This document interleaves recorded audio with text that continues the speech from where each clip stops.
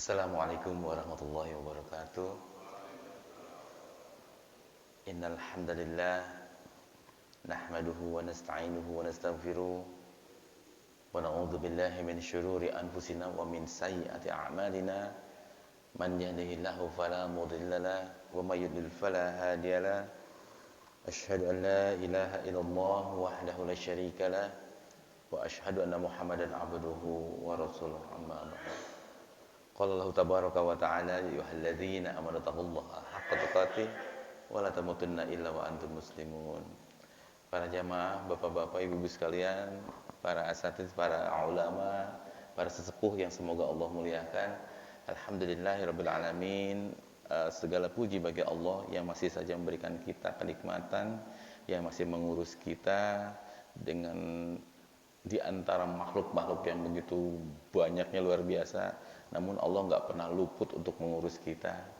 Dan semoga atas nikmat-nikmat yang Allah berikan kepada kita bisa kita manfaatkan dengan sebaik-baiknya, sehingga apapun yang kita lakukan kelak akan mendatangkan keridhaan Allah Subhanahu wa taala dan menjadikan kita sebagai ahli-ahli surga tanpa hisab. Amin ya rabbal alamin. Juga salawat serta salam kita mohonkan kepada Allah agar senantiasa dilimpahkan kepada junjungan kita Nabi Muhammad sallallahu alaihi wasallam, juga kepada para keluarganya, para sahabatnya, dan juga kepada orang-orang yang mengikuti sunnahnya hingga hari akhir nanti. Bapak-bapak, ibu sekalian yang Allah muliakan, insyaallah kita akan lanjutkan kajian kita tentang kitab Al-Wabilus Shayyib, tentang tazkiyatun nafs, yang mana kita pertemuan yang lalu sudah membahas bagaimana istiqomah. Perlu kita ketahui semuanya bahwa matinya kita itu hanya akan ada dalam dua keadaan. Hanya akan ada dua keadaan. Kalau enggak mati dalam keadaan husnul khatimah, kita pasti mati dalam keadaan su'ul khatimah. Antara dua itu aja. Dan harapan kita mati dalam keadaan husnul khatimah. Dan kunci untuk mendapatkan kematian dalam keadaan husnul khatimah hanya ada satu cara. Hanya ada satu cara, yaitu istiqomah. Enggak ada lagi. Kita sering kali lihat atau mendengar kabar ada saudara kita meninggal. Lagi apa meninggalnya? Lagi baca Al-Quran. Memang istiqomahnya di situ. Salatnya, meninggalnya lagi apa? Lagi sholat. Habis sholat duha, habis sholat tahajud meninggal. Memang istiqomahnya di situ. Namun ada juga beberapa manusia meninggal lagi apa? Lagi lupa kepada Allah. Ada yang lagi korupsi meninggal. Ada yang lagi dengan perempuan lain meninggal. Na'udzubillahi min dzalik. Dan dibahas bahwa istiqomah itu gak akan pernah bisa kecuali hati kita dulu istiqomah kepada Allah Subhanahu wa taala. Dan istiqomah hati itu bisa ada jika Allah lebih kita cintai daripada makhluk. Allah lebih kita cintai, lebih kita dahulukan daripada makhluk. Dan kita akan masuk kepada kunci kedua agar hati kita bisa istiqomah. Para ulama menjelaskan al-amru tsani alladhi yastaqim bihil qalb. Kunci kedua yang dengannya hati kita akan istiqomah, yaitu ta'zimul amri wan nahyi, mengagungkan perintah dan juga larangan-larangan Allah Subhanahu wa taala. Wa huwa nasyi'un an ta'zimil amiri wan nahyi, dan rasa atau mental ini tumbuh atau lahir dari pengagungan terhadap yang memberi perintah dan juga larangan, yaitu Allah Subhanahu wa taala.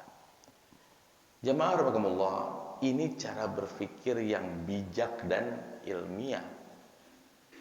Makanya para ulama menyampaikan kepada kita, jangan melihat sebatas apa yang diperintahkan. Jangan melihat sebatas apa larangannya. Tapi kita lihatlah lebih jauh. Lihat siapa yang memerintahkan dan siapa yang melarangnya. Disitulah perbedaan menyikapi akan terjadi.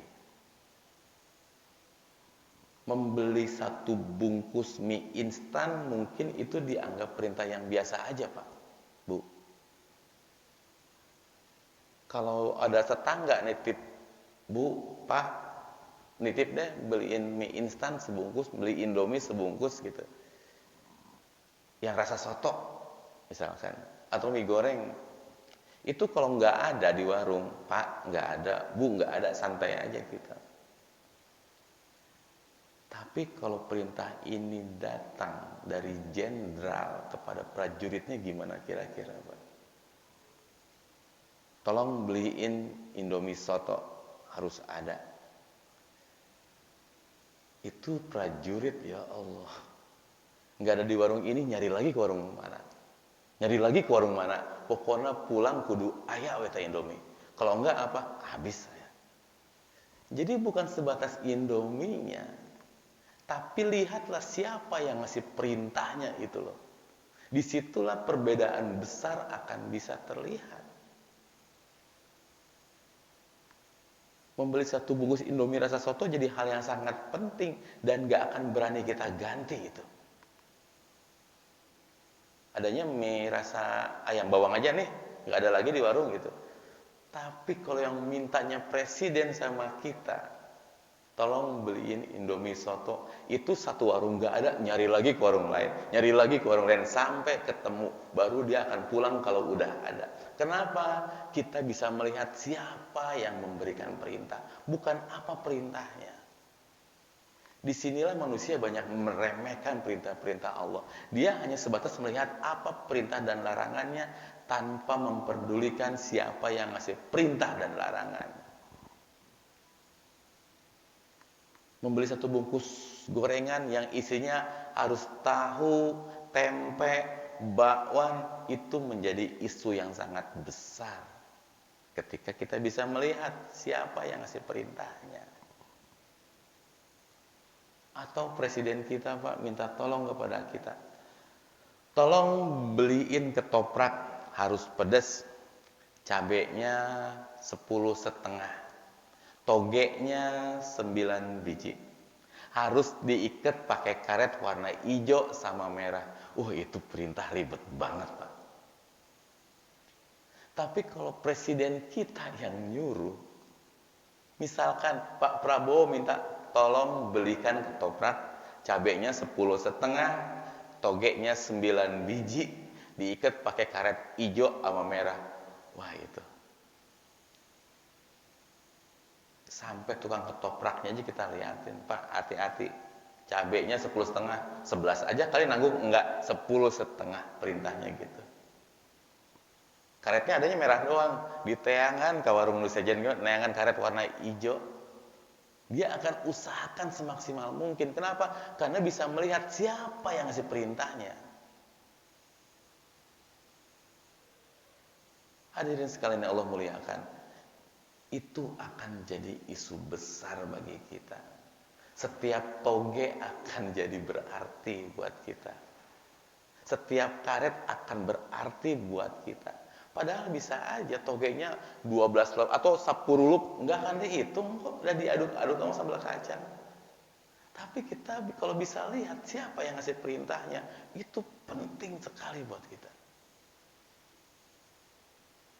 Apalagi kalau presidennya terkenal tegas, di waktu yang sama dia penyayang banget gitu loh. Kalau tahu ada orang dikasih perintah nggak nurut, pasti akan dihukum sama dia. Wah, udah. Nggak ada yang berani bilang, apalah Pak Presiden, arti warna merah, kuning aja semuanya. Oh enggak. Dia nggak akan tawar-tawar itu. Ya Presiden kok ribet amat sih, togenya harus 9 segala. 10 aja atau 12 atau 10 kan nggak kerasa. Oh nggak akan bisa ditawar-tawar. Kenapa harus 9? Wah, kalau dilanggar repot saya. Urusan saya repot. Hadirin Allah muliakan, lihat siapa yang memerintahkan, bukan melihat sebatas apa perintahnya.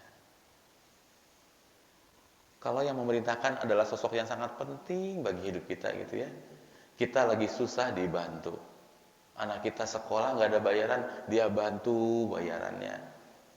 Keluarga kita lagi butuh bantuan, dia bantuin, dia santunin kita. Maka apapun perintah sosok tersebut, kita akan laksanakan tanpa banyak tanya. Tanpa banyak tanya. Kita akan berusaha wujudkan itu semuanya. Walaupun kita belum tahu hikmahnya. Kita belum tahu hikmahnya. Ketika ditanya, Pak, kenapa sih Pak bebelaan banget sama dia? Kenapa sih kok dia suruh, dia minta, kok kita langsung aja laksanain? Karena kita udah deh, jangan banyak tanya deh. Dia tuh berarti banget buat hidup saya. Perubahan dalam hidup saya itu karena dia.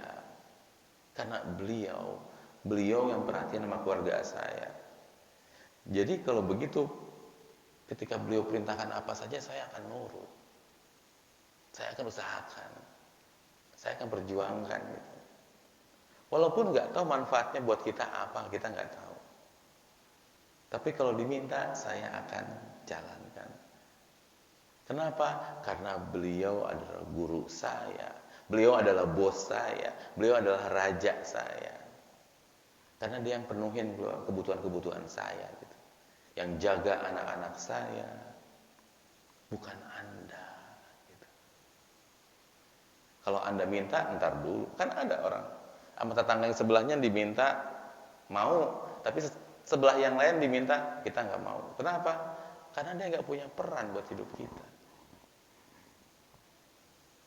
Bisa debat kita sama dia. Hadirin yang Allah muliakan. Kalau orang yang punya arti besar dalam hidup kita, kita minta, kita bisa usahakan banget gitu ya. Lalu bagaimana dengan Allah Subhanahu wa ta'ala? Yang tidaklah ketika Allah memerintahkan dan melarang kita, kecuali pasti ada manfaatnya bagi kita. Sebagaimana Allah berfirman dalam surah Al-A'raf ayat 157. Kata Allah Subhanahu wa ta'ala, "Wa yuhillu lahumut thayyibati wa yuharrimu 'alaihimul khaba'ith." Allah menjelaskan apa-apa yang dihalalkan oleh Nabi itu pasti yang baik-baik saja. Dan apa-apa yang diharamkan pasti yang buruk-buruk saja. Pasti buruk. Yang terbaik buat kita pasti dihalalkan. Kalau yang buruk pasti diharamkan. La taghdab, jangan marah. Pasti itu perintahnya kalau kita laksanakan buruk buat kita. Artinya kalau kita hiraukan perintah la taghdab, jangan marah, lalu kita marah, pasti efeknya buruk buat kita. Tapi kalau kita taat la taghdab, jangan marah kata Nabi, lalu kita sami'na wa ata'na, maka kita nggak marah, pasti baik buat kita. Pak, bayangkan, Bu, bayangkan hati yang punya dendam sama saudaranya, itu hatinya busuk, rusak sekali hatinya. Kenapa? Karena Allah nggak perintahkan seperti itu. Khudzil afwa, kata Allah. Jadilah orang yang pemaaf. Tapi kita nggak mau maafin orang, wallahi itu orang hatinya buruk, seburuk-buruknya. Kenapa? Karena Allah nggak pernah perintahkan itu. Allah nggak pernah perintahkan itu. Ada orang dalam kesalahan dalam hidup kita, melakukan kesalahan, khudzil afwa. Maafin dia, maafin kata Allah. Dalam surah Fussilat ayat 34 pun Allah berfirman, ketika keburukan datang kepada kita, idfa' billati hiya ahsan, balaslah keburukan itu dengan kebaikan. Kenapa? Pasti baik buat kita. Tapi kita karena melihat diri kita, nggak pernah melihat siapa yang memerintahkan, kita berat banget maafin orang. Kita berat banget membalas keburukan dengan kebaikan. Kenapa? Patokannya diri kita. Nggak pernah melihat Allah Subhanahu wa ta'ala. Itulah kenapa manusia banyak melanggar perintah-perintah Allah. Karena dia nggak bisa melihat siapa yang memberikan perintah dan larangan, namun dia melihat saya terganggu. Dirinya lah yang jadi patokan. Itulah kenapa banyak manusia gagal untuk mengarungi kehidupan akhiratnya. Karena selama ini di dunia yang dia turuti adalah hawa nafsunya, dirinya, bukan Allah Subhanahu wa taala. Maafin, nggak ada maaf. Nggak ada maaf. Dia udah merendahkan harga diri saya. Nah, yang jadi patokan harga dirinya bukan Allah Subhanahu wa taala. Dan cek hatinya, penuh rasa kebencian. Dan sekarang kita mau mengarungi bulan Ramadan, bulan yang begitu mulia, bulan yang penuh berkah, dan Anda tidak akan pernah bisa lewati bulan ini dengan keberkahan jika ada kebencian dalam diri kita. Bahaya ini, Pak. Dendam terus sama orang, bukan keberkahan yang akan turun, tapi bencana demi bencana yang akan turun. Kenapa? Kata Allah Subhanahu wa taala dalam surah Asy-Syura ayat 30, "Wa ma asabakum min musibah fabima kasabat aydikum wa ya'fu an katsir." Segala musibah yang nyampe kepada diri kita itu karena tangan kita sendiri, kata Allah. Andil kita sendiri. Dan segitu Allah udah maafin banyak. Udah maafin banyak.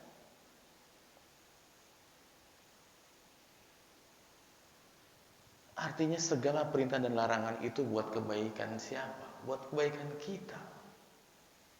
Ketika Allah memerintahkan kita untuk beriman, itu untuk kebaikan kita. Ketika Allah memerintahkan kita untuk berzikir, itu untuk kebaikan kita. Ketika Allah perintahkan sholat, itu untuk kebaikan kita. Ketika Allah perintahkan ikhlas, itu untuk kebaikan kita. Ketika Allah perintahkan sabar, isbiru wasabiru warabitu wattaqullaha la'allakum tuflihun. Bersabarlah kalian dan jadilah kalian orang-orang yang sabar. Itu untuk kebaikan kita. Ketika Allah perintahkan tutup aurat, itu untuk kebaikan kita. Allah tidak diuntungkan sama sekali, jemaah. Tidak diuntungkan.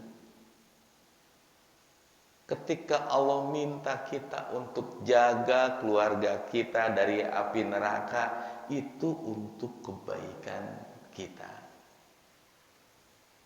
Allah minta kita bersyukurlah supaya nanti akan ditambah oleh Allah. Buat siapa? Buat kita. La in syakartum la azidannakum. Bersyukurlah, nanti Allah akan tambah. Jangan kufur, nanti disiksa. Untuk siapa? Untuk kita semuanya. Bagi para ibu-ibu, hati-hati, jangan kufur terhadap suami. Buat siapa? Buat kita. Buat para suami, jangan lantarkan keluarga. Jadi terlantar gitu keluarga, anak istri gak dididik. Buat siapa? Buat kita. Walaupun kita belum ngerti sekarang. Masa sih saya terus, Ustaz?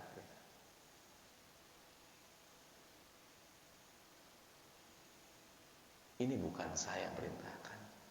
Bukan Ustaz atau ulama yang perintahkan. Tapi Allah Subhanahu wa ta'ala yang perintahkan. Dan ketika Allah menggambarkan bagaimana sih sifat orang-orang mukmin itu, Allah terangkan dalam surah Nur ayat 51. Kata Allah Subhanahu wa taala, orang-orang mukmin.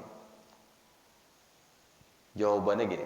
Innama kana qaulal mu'minina idza du'u ila Allahi wa rasulih.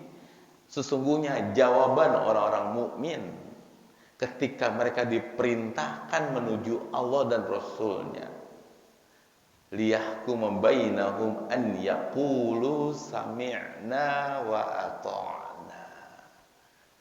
Ketika Rasul menetapkan hukum tentang mereka, Allah memerintahkan kepada mereka, ketika ada masalah kembalikan kepada Allah dan Rasulnya.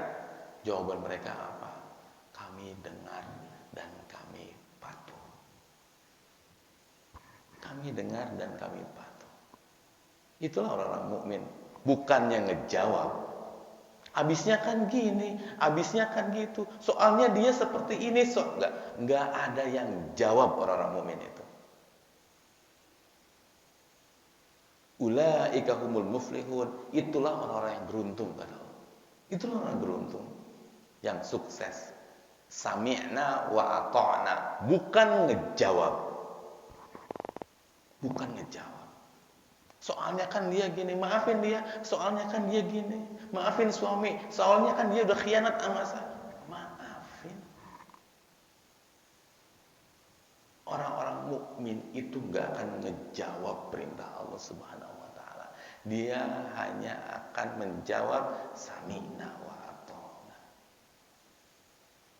Bukan dibantah dengan logika kita yang bisa berubah. Yang bisa dibantah hari ini kita bikin apa keputusan, besok kita bisa rubah lagi. Ini nggak ada celah buat menjawab, nggak ada celah buat menjawab, buat membantah. Hanya ada satu opsi bagi kita, yaitu sami'na wa ata'na.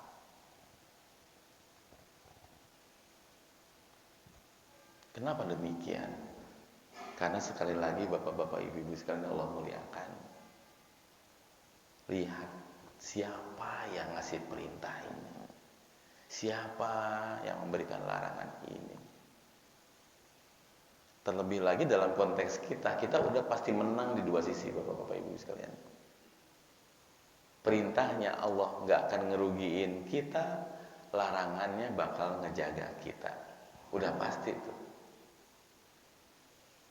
Dan yang memerintahkan adalah Rabbul Alamin, yang udah kasih rezeki kepada kita, udah menghidupi kita, udah ngasih nyawa, udah ngasih tubuh ini kepada kita, yang ngasih kita anak-anak yang lucu gitu, ngasih kita pasangan, bikin kita ketawa terus tiap hari, dan yang udah ngasih kita istri, udah nyuciin baju kita, ngejagain kehormatan kita. Walaupun kita banyak kekurangan, istri kita nggak ninggalin kita. Walaupun kita banyak kekurangannya, Allah jaga hatinya untuk setia sama kita.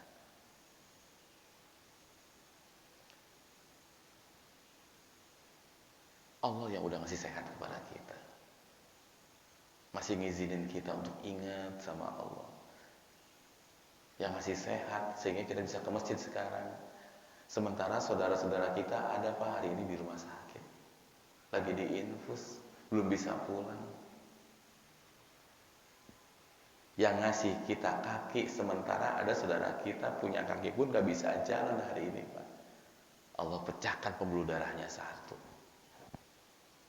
aja, Allah pecahkan pembuluh darah, udah kita gak bisa jalan tuh pak. Jangankan itu, ngomong aja gitu udah gak bisa. Apakah gak cukup itu untuk kita bersyukur kepada Allah? Allah bisa loh pilih kita untuk memecahkan pembuluh darah kita, tapi Allah nggak pilih kita, Allah pilih yang lain. Apakah nggak cukup untuk bilang terima kasih sama Allah?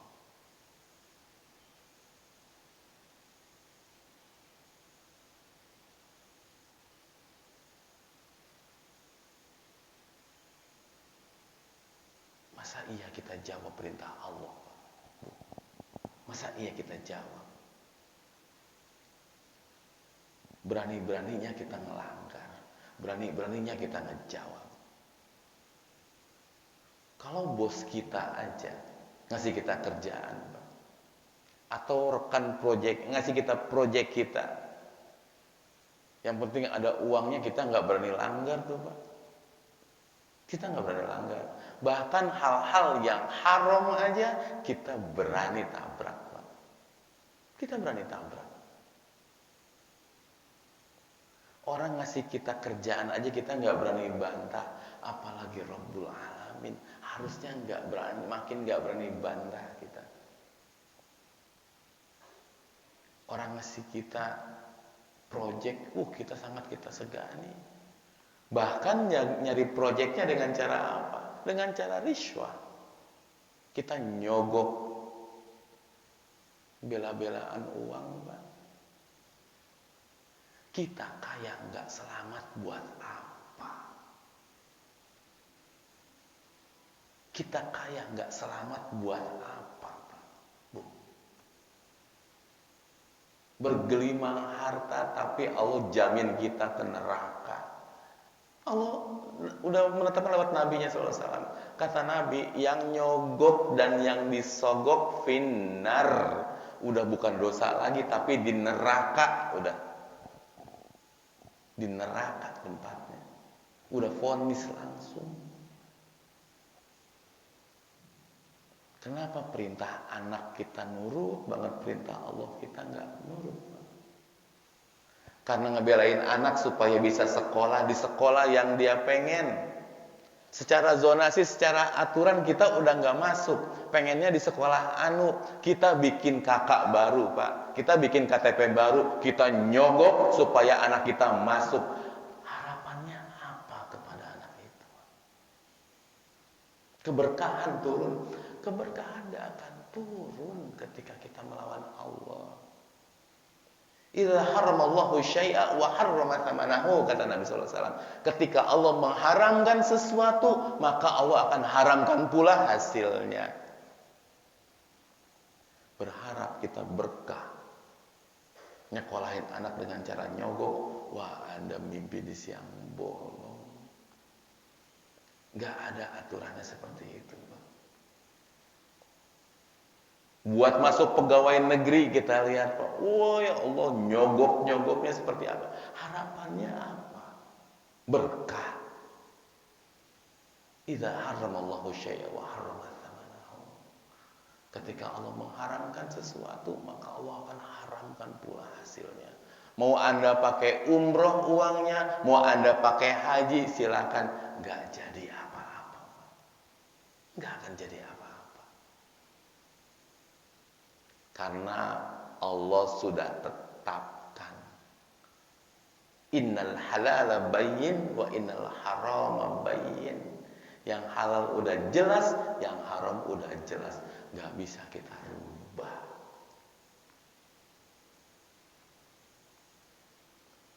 Dan coba ini kita renungkan sama-sama, Pak, Bu. Jangan pernah melihat apa perintahnya. Jangan melihat apa larangan. Perintahnya terasa berat banget buat kita. Berat banget. Untuk bersabar, ya Allah Ustadz, sabar itu beratnya. Jangan lihat perintahnya. Lihat siapa yang ngasih perintahnya. Karena kalau melihat sebatas apa perintahnya, wallahi akan berat buat kita. Kalau kita masih belum sreg sama perintahnya, karena kebodohan kita belum belajar, kita perlu ingat bahwa perintah dan larangan Allah itu selalu menguntungkan kita. Selalu menguntungkan kita. Dan perlu kita ingat sebuah kaidah besar, Bapak-Ibu sekalian. Mengagungkan perintah dan larangan Allah itu bisa lahir dari mengagungkan siapa yang memberikan perintah dan larangan. Oleh karena itu ketika Allah dan Rasul yang memerintahkan kepada kita, maka itu menunjukkan bahwa itulah yang terbaik buat kita. Agungkan dan muliakan Allah.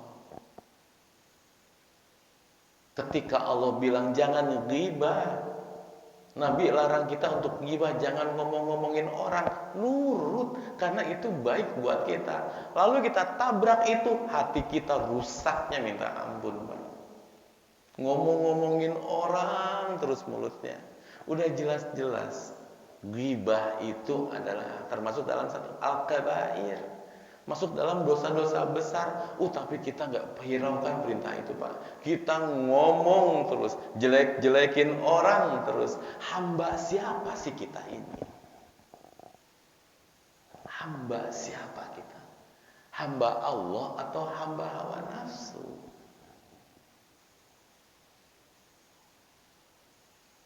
Ketika Allah bilang sabar, kita nggak mau sabar. Hawa nafsu kita bergejolak. Menolak itu. Hamba siapa sih kita? Hamba Allah atau hamba hawa nafsu kita tuh? Ketika Allah perintahkan khudil afwa, maafin orang-orang, kita nggak mau maafin orang-orang. Hamba siapa sih kita ini? Hamba Allah atau hamba hawa nafsu? Seringkali kita memimpikan akan masuk surga. Kita udah merasa sholat, udah sering ngaji, udah sering datang ke majelis ta'lim, seolah-olah kita adalah ahli surga. Dan orang-orang yang gak datang ke masjid bukan ahli surga. Ternyata kita punya hati hasad. Jangan pernah merasa aman dari neraka. Jangan pernah merasa aman dari neraka. Gak ada yang aman. Kata Nabi SAW, ada orang yang sudah berbuat baik sepanjang hidupnya, hingga jarak dia dengan surga cuma 1 hasta. 1 hasta itu segini Pak, pendek. Artinya cuma meninggal doang udah masuk surga dia, kata Nabi. Harusnya. Namun di penghujung hidupnya dia melakukan amalan-amalan ahli neraka. Tinggal dikit lagi masuk surga. Di ujung hidupnya dia melakukan amalan ahli neraka. Apa kata Nabi? Maka dia masuk ke dalam neraka itu. Fayadkhuluha. Dia masuk ke neraka itu. Dan ada orang-orang sepanjang hidupnya beramal dengan amalan-amalan ahli neraka. Dosanya luar biasa. Namun di penghujung hidupnya dia melakukan amalan-amalan ahli surga, maka Allah selamatkan dia. Orang-orang yang belum sholat di depan kita, tetangga kita, selama belum berakhir hidupnya, masih ada kemungkinan untuk masuk surga. Dan buat kita yang sering ke masjid, sering ngaji, jangan pernah merasa bahwa kita akan masuk surga. Dengan merasanya kita akan masuk surga aja, itu udah kesombongan luar biasa. Itu udah kesombongan luar biasa. Hati-hati. Bapak-bapak, ibu-ibu yang sering ke majelis taklim, jangan merasa bahwa surga itu udah di booking sama kita. Jangan pernah merasa suci. Kesombongannya itulah dosa besarnya. Imam Ahmad bin Hambal ketika sakaratul maut itu pernah digoda oleh iblis. Iblis ini ngegodanya, ya Allah, punya cara luar biasa dia tuh.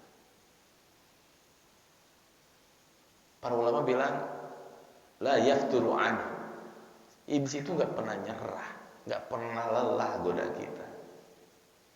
Sampai akhir hidupnya kita, sampai sakaratul maut dia punya cara buat goda kita. Imam Ahmad bin Hambal waktu sakaratul maut pernah dikasih selamat oleh iblis.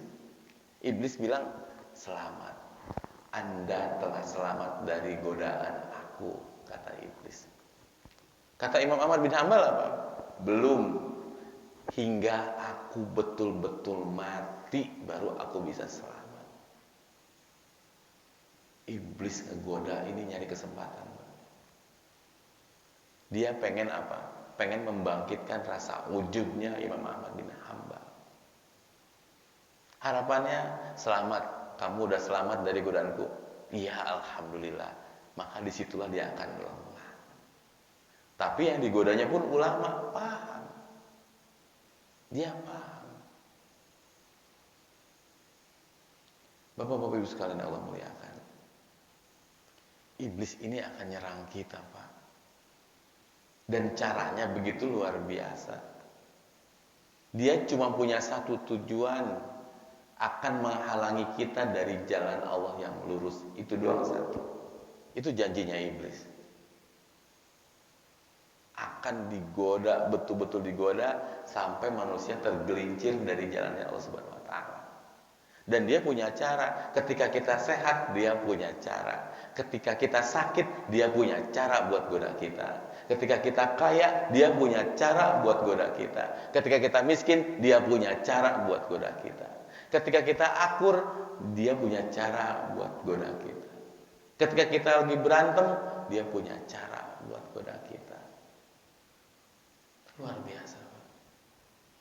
Sampai-sampai sakaratul maut pun akan digoda kita. Bapak-bapak Ibu sekalian yang Allah muliakan. Kalau kita hari ini nggak bisa nurut sama perintah Allah Subhanahu wa Ta'ala, ketika kita sehat kita nggak bisa nurut sama perintah-perintah Allah, tidak bisa mengagungkan perintah-perintah Allah. Lalu bagaimana kita menghadapi sakaratul maut kita? Bapak-bapak Ibu sekalian Allah muliakan. Iblis punya serangan terakhir untuk menjatuhkan kita. Kapan? Ketika kita sakaratul maut. Mungkin kita pernah lihat, Pak, Bu, orang lagi sakaratul maut manggil-manggil orang tuanya, betul? Katanya orang tuanya datang, ibunya datang, bapaknya datang. Wallahi bukan. Demi Allah itu bukan. Allah yang bilang orang wafat itu langsung masuk ke alam yang namanya barzakh. Bagi dia barzakh, alam nunggu. Jadi nggak mungkin datang. Yang datang itu qarin namanya, yang mirip banget dengan kita. Kita lahir, qarin lahir, Pak. Qarin itu copy paste-nya kita. Persis ketiplek sama kita. Dan nanti yang datang menghadap kita ketika sakaratul maut, dia bilang apa? Jangan ikut-ikut ajaran Allah, udah. Bapak tenang kok di sini. Ibu tenang di sini, udah. Ikut ibu yuk, ikut bapak yuk. Jangan taat sama Allah. Itu bohong. Makanya manggil-manggil banyak sekali berwujud guru-gurunya. Gak ada, Pak, wallahi. Allah udah bilang di Al-Quranul Karim, orang-orang mati itu ruhnya masuk ke alam barzakh, gak akan bisa datang. Kok ketemu, Ustaz? 2 hari kemudian, sebulan kemudian, Bapak udah meninggal ketika saya di Masjidil Haram ketemu. Itu qarin. Itu qarin. Jin qarin ini, Allahu Akbar, godanya luar biasa. Soalnya ngomongnya benar, Ustaz. Ya iyalah benar. Dia itu tahu rahasia-rahasia kita. Nah, tolong buka lemari Bapak di sini. Ada peninggalan Bapak, tolong kasihan ke itu. Padahal bapaknya udah meninggal. Dalam mimpi ketemu gitu. Benar, Ustaz, ada. Ya iyalah ada. Dia tahu betul rahasia-rahasia kita. Cara ngomongnya sama, wujud fisiknya sama. Dan kita akan dibikin percaya dengan itu, Pak. Gak ada orang yang udah meninggal masih tinggal di dunia ini, gak ada. Ini dunia hanya untuk manusia dan jin. Kata Allah Subhanahu wa Ta'ala, udah jelas di Al-Quran, orang wafat itu gak akan bisa dengar kita. Tidak akan pernah bisa. Allah yang bilang, demi Allah, bukan saya yang bilang. Gak akan pernah bisa dengar. Kalaupun bisa dengar, gak bisa jawab orang meninggal itu. Karena alamnya udah beda. Namun setiap doa yang kita panjatkan untuk orang tua kita, itu Allah sampaikan kepada mayit tadi. Ini doa dari anak-anak kamu. Ini doa dari. Jadi nggak bisa. Jangan salah paham terkait ini. Dan ketika sakaratul maut itu semua datang. Orang-orang yang kita kagumi itu datang. Dan itu bukan mereka yang kita kagumi. Bukan orang tua kita, bukan ibu kita, bukan bapak kita. Tapi itu jin qarin yang ngerayu kita. Ayo ikut bapak, ayo ikut ibu. Supaya kamu selamat. Jangan ikut-ikut ajaran Allah. Ibu aman kok di sini. Kita masuk, kita ngambil sambutan dia, selesai kita udah.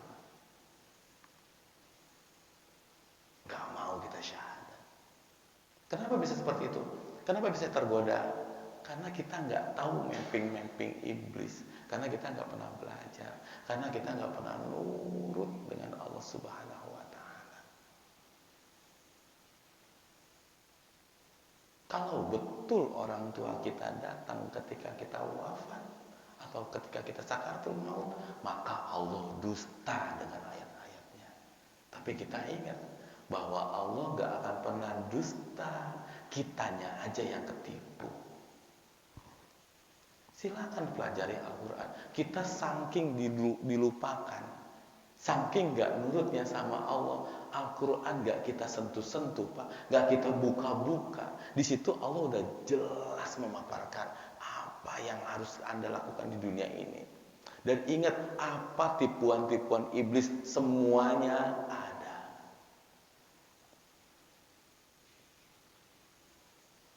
Bapak-bapak ibu sekalian Allah muliakan, ketika kita menghadap Allah nanti, lalu kita bilang, ya Allah saya kan gak tahu. Sebagian orang berdalih, Ustadz kalau gak tahu kan gak apa-apa. Siapa bilang? Siapa bilang gak tahu itu gak apa-apa? Saya pernah menganalogikan seperti ini, Pak. Andai kata bapak atau ibu-ibu itu seorang direksi, Pak, di kantor. Anda seorang petinggi sekarang di kantor. Itu pasti punya grup koordinasi apa? Grup WA. Ya Bu ya, ada grup WA dengan bawahan-bawahan kita. Kita bilang gini sebagai atasan, besok tolong saya minta laporan bulan ini. Besok saya akan rapat dengan Anda semua, tolong siapkan laporan bulan ini. Saya mau lihat.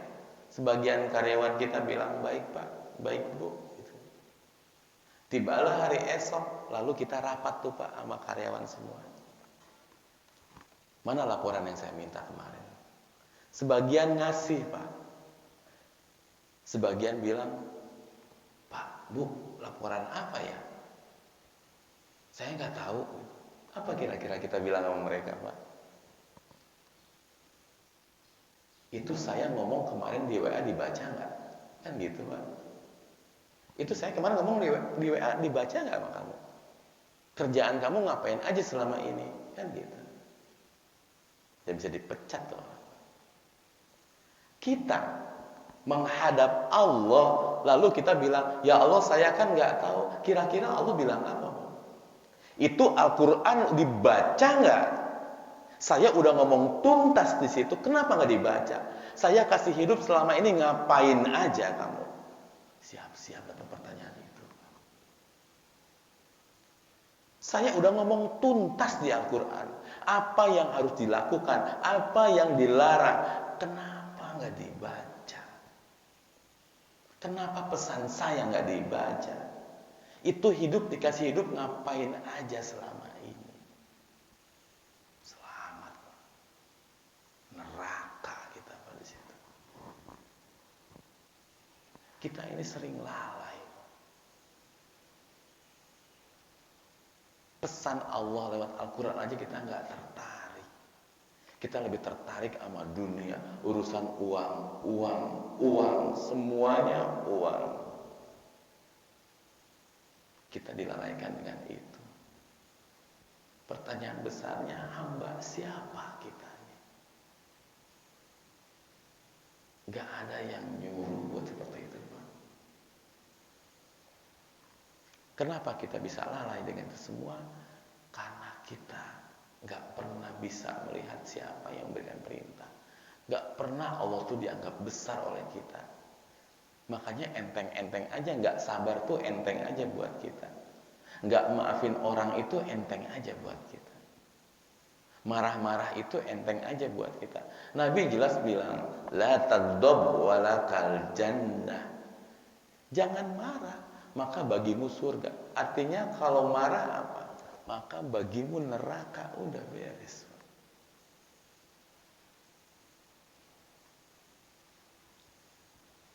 Gak mau nurut amar Allah, amar Rasul, itu bencana buat kita. Buat orang-orang yang memendam permusuhan, gitu. Wah, ini mengerikan. Allah tuh nggak bisa, nggak suka.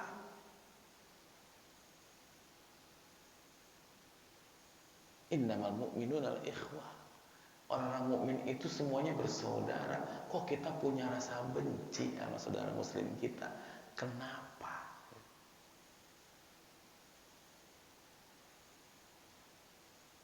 Yang nyuruh kita benci itu Pak, siapa sih? Bu, yang nyuruh kita benci sama orang itu siapa? Nggak ada. Nggak pernah ada perintah benci.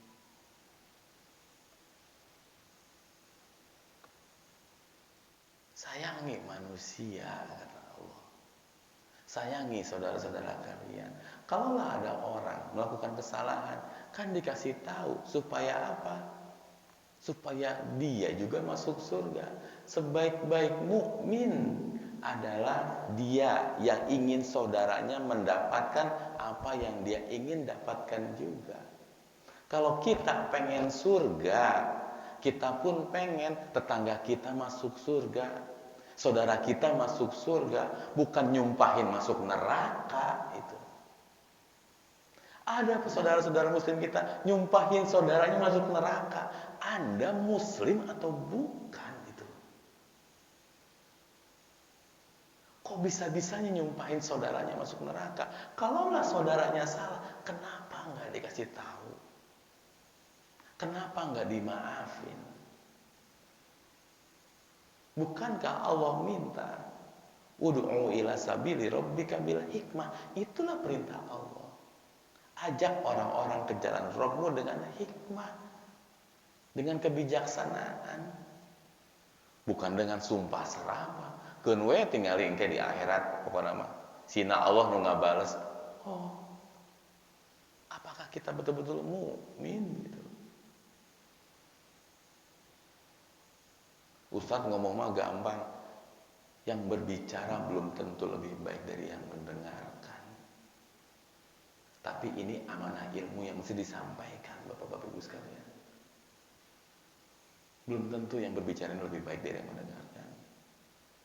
Tapi kami punya amanah ilmu yang harus disampaikan kepada Bapak-Bapak Ibu semua untuk menunaikan tugas kita. Namun perintah Allah itu bukan untuk dilanggar, bukan untuk dibantah, bukan untuk dijawab. Dan tidak ada benci dalam Islam, kecuali orang-orang yang hatinya sudah dikuasai oleh hawa nafsu dan dikuasai oleh iblis. Karena perkataan iblis ketika dia menolak untuk sujud kepada Adam, apa kata iblis? Ana khairum minhu. Aku lebih baik daripada dia. Aku gak mau. Kalau kita udah merasa lebih baik daripada saudara kita, wallahi iblis udah masuk ke dalam hati-hati Anda. Banyak-banyak istighfar, banyak-banyak taubat.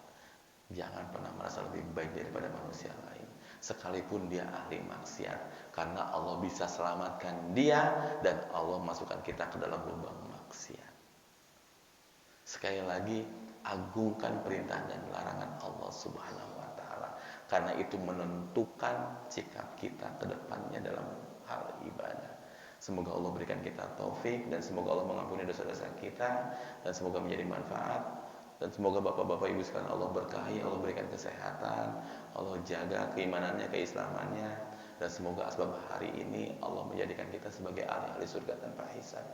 Itu aja bisa disampaikan, kurang lebih yang mohon maaf. Kita tutup dengan doa kafaratul majlis. Subhanakallahumma wa bihamdika asyhadu an la ilaha illa anta astaghfiruka wa atubu ilaik. Wabillahi taufiq wal hidayah. Assalamualaikum warahmatullahi wabarakatuh.